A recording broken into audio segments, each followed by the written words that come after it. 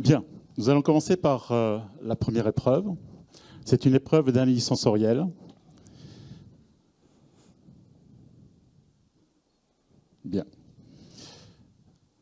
Veuillez procéder à l'analyse sensorielle de ce très grand vin blanc et à l'identification de ces 5 spiritueux. Vous avez 8 minutes. Merci. C'est parti. Dès que vous touchez le pied du verre, on décompte le chronomètre. Je peux remettre un peu. Bien sûr, vous pouvez organiser. Je vais le toucher. Non, mais allez-y, allez-y.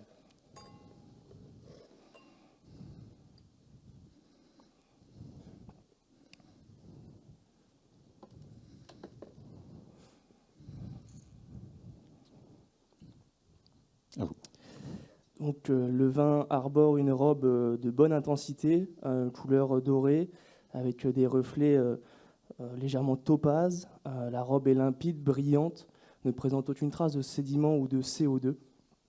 Les larmes sont fines et s'écoulent lentement le long de la paroi du verre. Le disque est quant à lui moyen. On est sur le profil d'un vin qui peut présenter des sucres résiduels ou peut-être une fortification. Au nez, le nez est net, franc, intense, sous sur un registre de fruits à noyaux légèrement confiturés, de miel, un registre floral également, une légère oxydation avec des arômes de noix ou de noisettes, d'amandes peut-être, qui peuvent provenir d'un léger élevage en fût.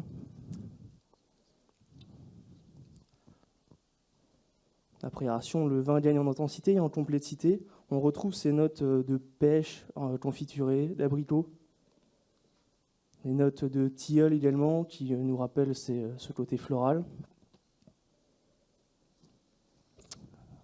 Les fruits secs sont également présents, avec la noix, la noisette et l'amande, comme je disais tout à l'heure.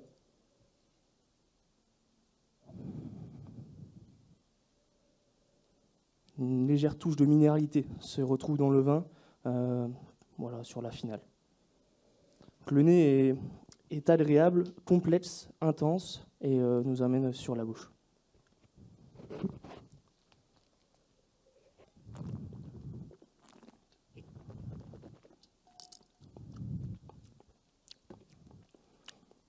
En bouche, la tâche est franche, nette, précise, nous amène sur un milieu de bouche agréable, velouté par la structure, et également frais et tendu sur la finale. La trame est quant à elle organisée autour de la fraîcheur du vin. Le vin donc, présente une belle tension. On retrouve cette légère note oxydative. Donc, à la rétro-olfaction, la bouche confirme le nez. Et on retrouve ces arômes précédemment cités de pêche blanche, d'abricot et de miel, de noix. La finale est de très bonne intensité, très longue. C'est un vin de très bonne qualité, de 6 à 7 caudali. La finale est marquée par la légère oxydation. Une finale donc, avec de légers amers qui apportent beaucoup de complexité et une minéralité certaine également sur la finale. Donc pour conclure sur le vin, donc le vin est tout d'abord de très bonne qualité. À coup sûr, il est marqué donc au nez par les arômes d'oxydation, la bouche est dans la même trame, très, très équilibrée, très harmonieuse, veloutée également. Donc je pense que le vin est issu du cépage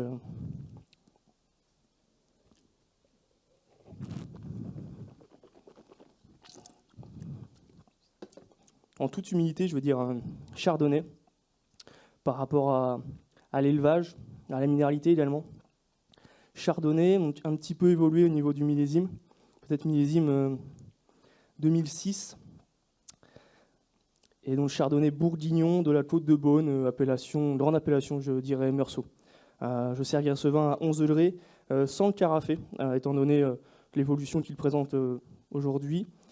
Donc sans le carafé, à 11 degrés, et dans une belle verrerie de type open-up de chez Chef et Sommelier, comme ici présent. En termes de potentiel de vieillissement, le vin est superbe aujourd'hui. Je pense qu'il faut le boire dans l'année ou dans les 2 ans. Voilà, par rapport à son évolution, je ne pense pas que le vin peut continuer plus longtemps. En termes d'accord mets et vins, j'aimerais servir un pavé de turbo poêlé à l'arête. Ça donnera beaucoup plus de texture et de goût au poisson, accompagné d'un bouillon de mousseron parfumé à l'Amontillado, qui viendra faire écho aux notes un peu oxydatives du vin, servi des asperges vertes sautées et une raviole et des gnocchi, parfumés à la truffe blanche d'Alba. C'est un vin donc, que j'achèterais certainement 30 ou 40 euros hors taxe et que je marierais volontiers avec un menu dégustation du chef.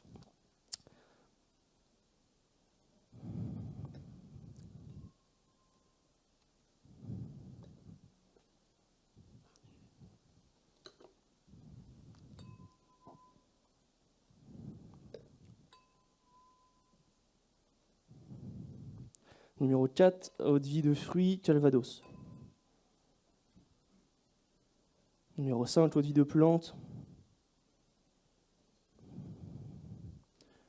Isara jaune, Pays Basque.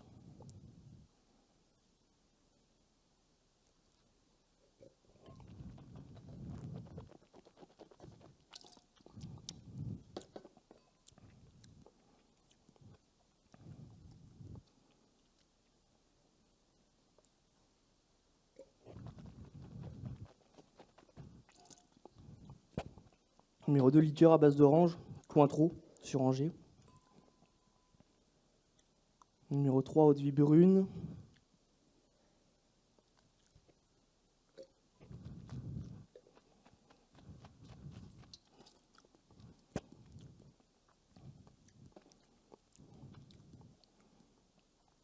En liqueur assez puissante, titre en 40 degrés, passage en fût pour la couleur. Liqueur de whisky d'Écosse.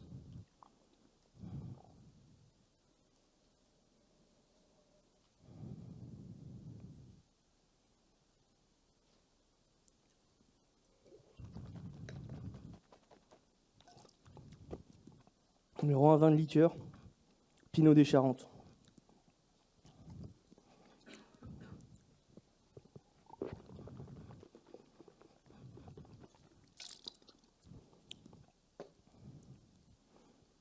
Combien de temps ? J'ai encore un peu de temps.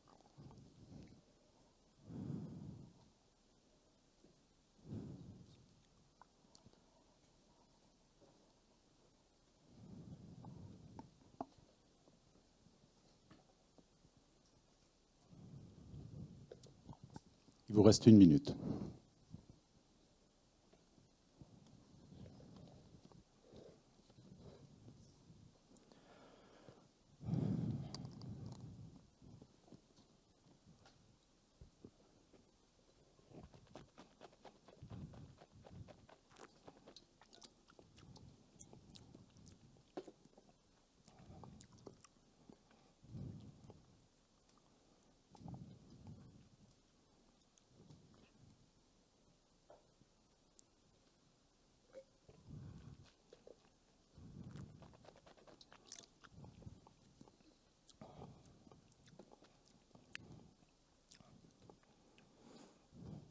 J'ai terminé. Bien. Merci beaucoup.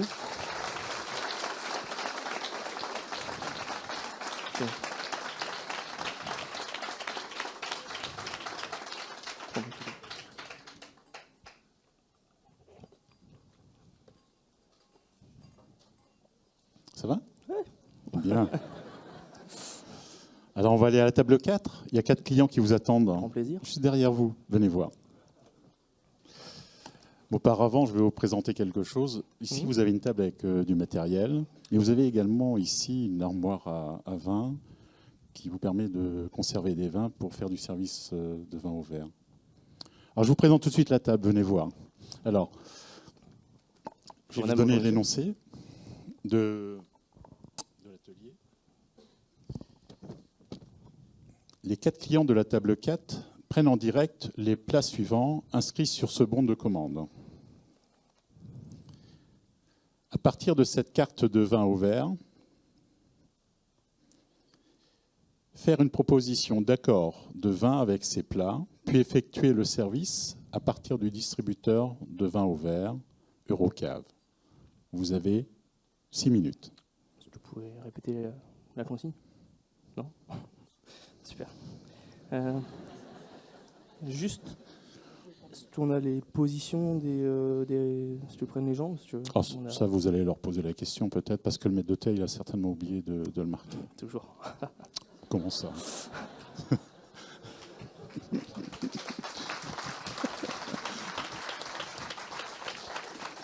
Bien, je vous souhaite bon courage, vous avez 6 minutes. Merci beaucoup.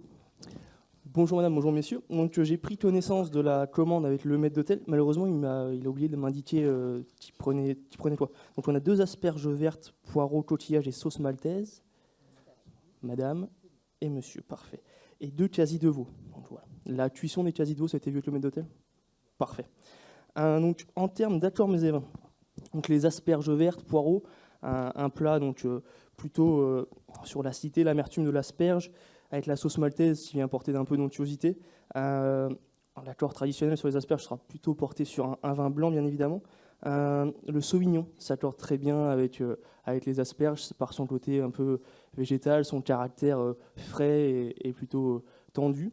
Donc on propose un Mentou Salon, un super Mentou Salon du domaine Henri Pelé, donc l'un des producteurs phares de l'appellation, sur sa cuvée Les Bornés en 2014. Est-ce que mon choix vous plaît et vous inspire? Très bien, on vous fait confiance. Parfait. Messieurs, pour le quasi de veau, un quasi de veau, donc viande blanche qui est servie avec un purée de céleri et jus au pralin. Donc, par rapport à la viande blanche, également, j'aimerais vous proposer un vin blanc, peut-être avec un peu plus de matière, un peu plus de rondeur. On propose un superbe Pessac-Léognan du château Ferrand, donc avec un léger élevage sous bois, millésime 2010, Sémillon et Sauvignon pour les cépages. Donc voilà un vin blanc onctueux qui, je pense, saura révéler le quasi de veau et se marier parfaitement. L'idée vous plaît? Parfait.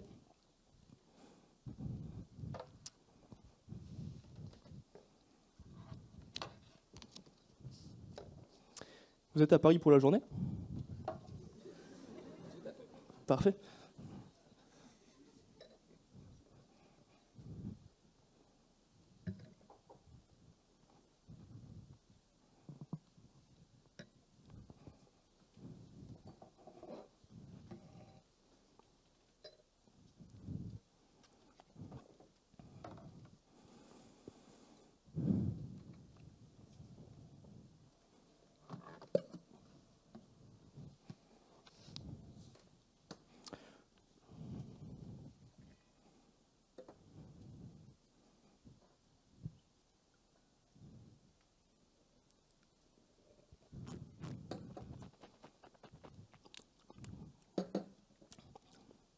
Le vin est parfait. Madame, vous souhaitez peut-être goûter?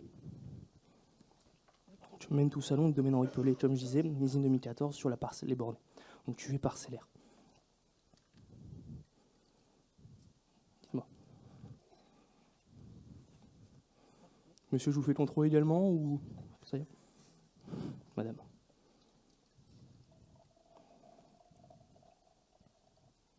Donc au verre, nous servons 10 centilitres au restaurant. Voilà, juste pour vous préciser.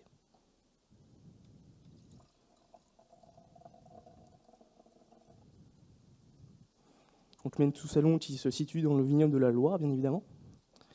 Juste à côté de Sancerre, juste en face en fait.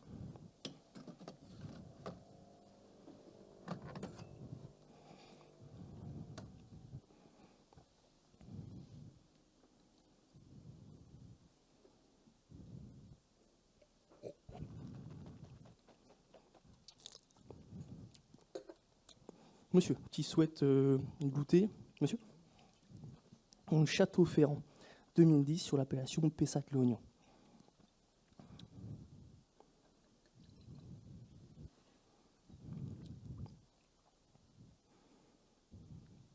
Ça vous plaît?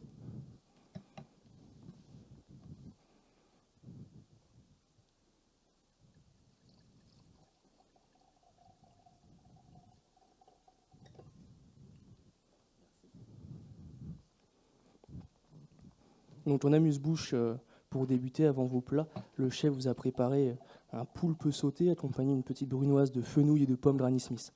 on a l'onctuosité du poulpe et un côté un peu plus acidulé et vif avec la pomme Granny Smith et le fenouil. Voici.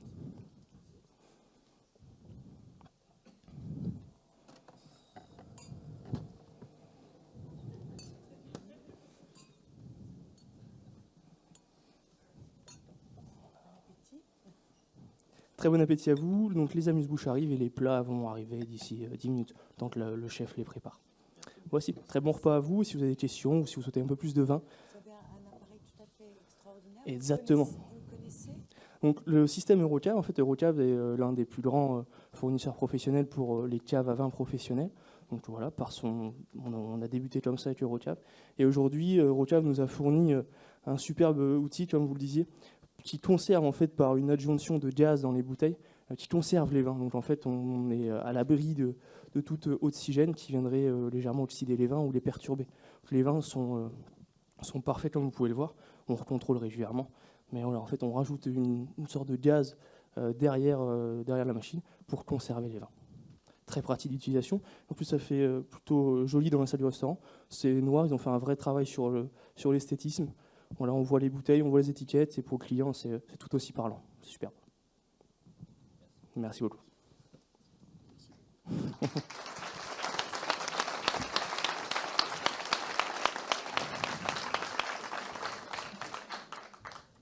Vous doutez que c'est pas terminé? Bien sûr.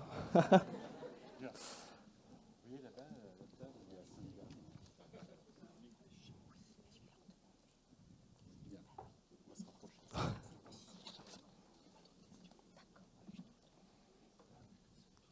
Bonjour mesdames.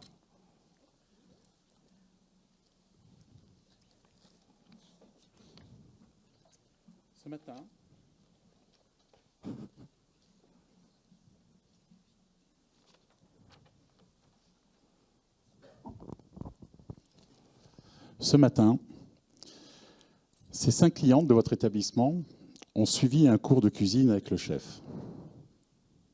Maintenant, elles vont assister, sous votre conduite, à la présentation de ce vin.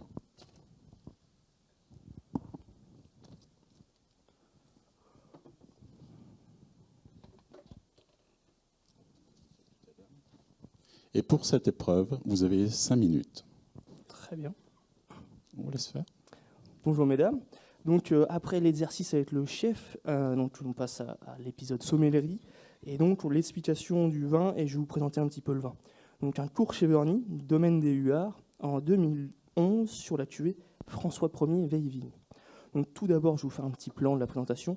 On va évoquer donc la situation géographique de l'appellation, parler un petit peu des sols, du cépage et également du domaine juste après.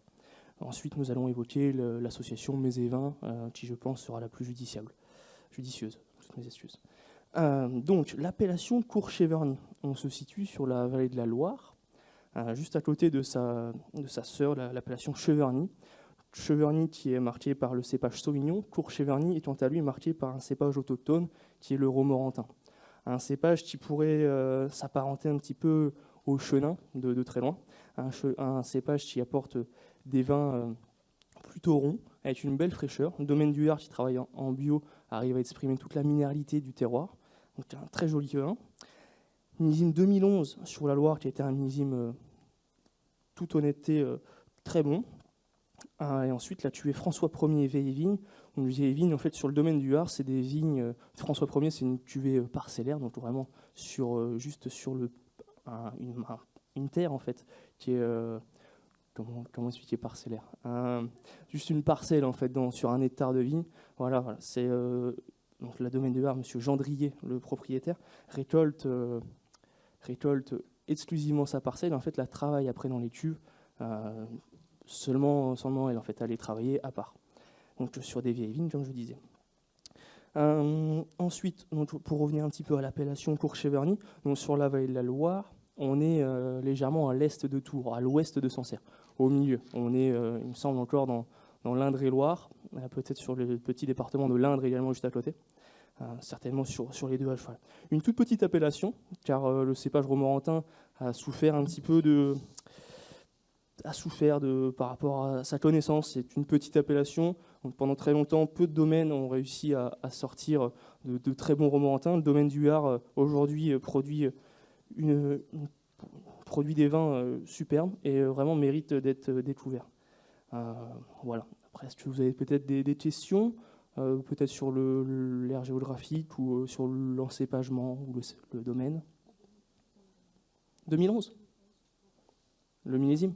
C'était un très bon millésime dans la Loire. Malheureusement, la Loire a grêlé régulièrement ces dernières années. Et 2011 a été l'un des derniers millésimes où la Loire n'a pas grêlé et surtout gelé, excusez-moi. 2011 a été l'un des derniers millésimes à avoir des raisins sains, de très bonne qualité, avec un rendement tout à fait honorable pour un vigneron qui est en agriculture biologique. Donc voilà, c'était un bon millésime et le Romorantin offre une très belle expression sur ce millésime. Donc voilà, maintenant peut-être aborder l'accord mets et vins. Qu'avez-vous travaillé avec le chef tout à l'heure? Est-ce qu'on va peut-être pouvoir rebondir sur ça?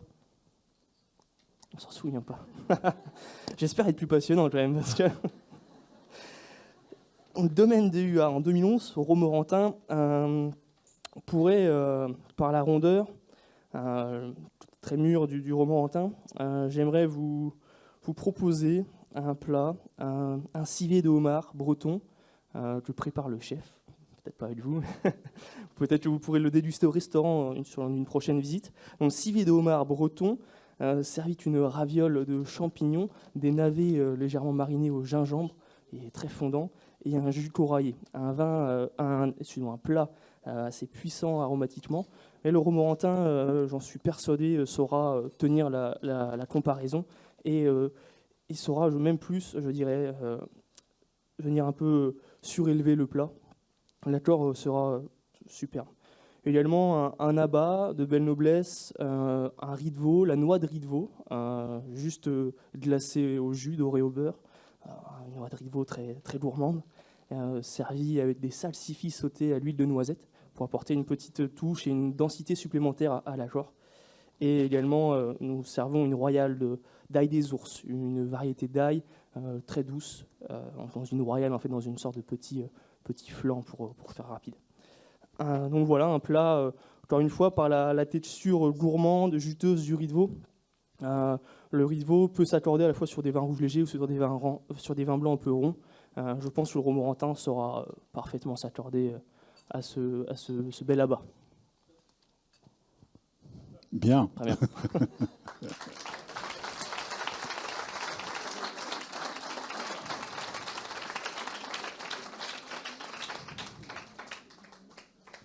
Alors, il y a une table où vous êtes pas encore allé. C'est au salon, là. On y va? Oui, grand plaisir. Venez.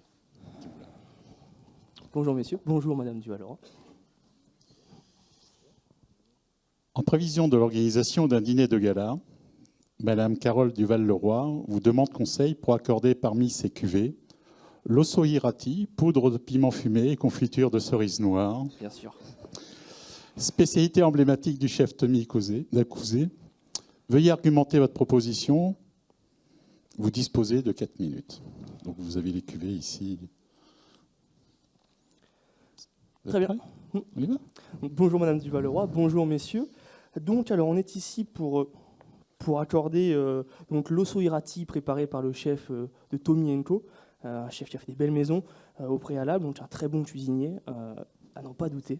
D'ailleurs je vous conseille d'aller le voir au sein restaurant, réservez un petit peu à l'avance parce que c'est vraiment très, très plein. Mais voilà.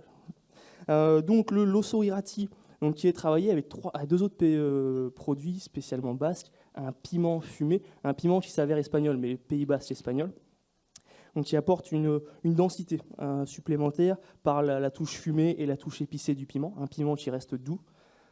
Également donc, la confiture de cerise noire qu'il retravaille, qui la rend lisse. Et en fait, le plat est présenté de manière un peu comme un cheesecake, avec l'osso hirati, qui est également cuit dans de la crème. Donc en fait, ça donne une sorte de bavarois d'osso hirati, avec la confiture de cerise noire qui donne un glaçage, si on pourrait comparer par rapport à une pâtisserie. D'ailleurs, ils le servent régulièrement en dessert, quand les clients n'en prennent pas.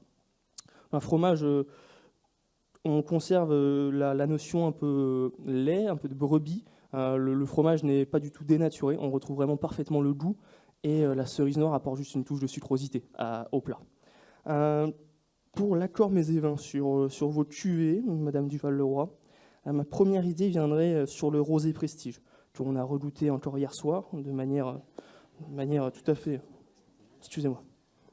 Donc voilà, le Duval-Leroy rosé, juste ici, rosé prestige de la maison.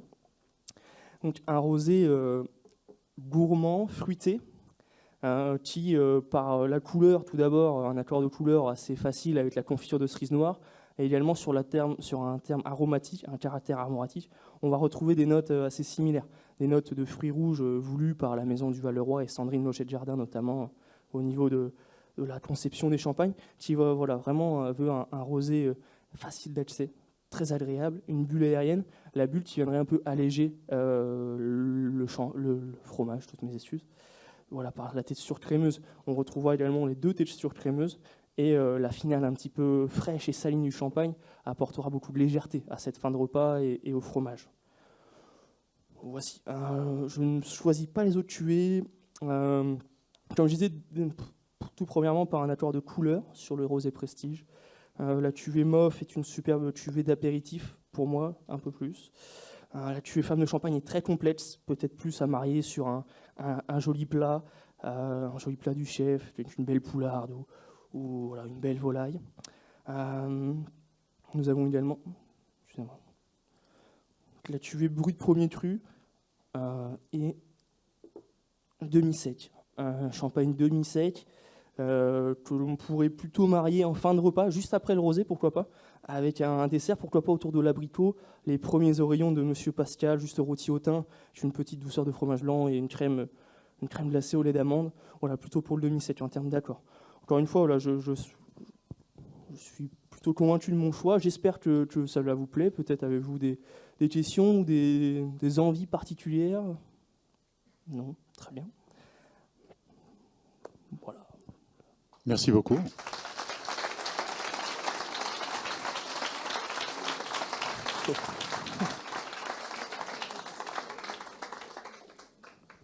On continue? Grand plaisir. On revient ici. Il y a deux présidents qui veulent vous poser une question. La question du président, des présidents.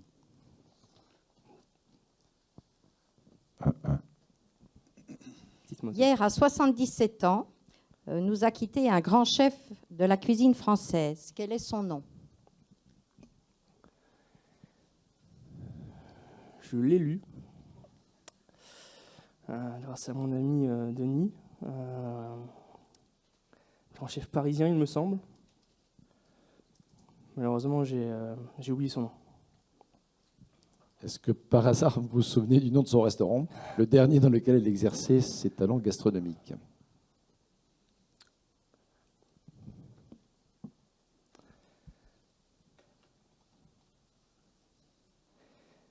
Malheureusement, je ne me souviens plus du nom du restaurant. Voilà, je pense qu'il est situé à Paris, mais malheureusement, je n'ai pas plus d'informations que cela. Je l'ai lu brièvement et bien trop brièvement.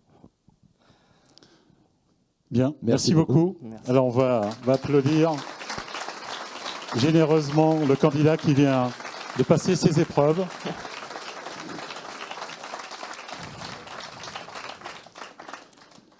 Alors, vous allez retourner en loge, vous reposer un peu. Ouais.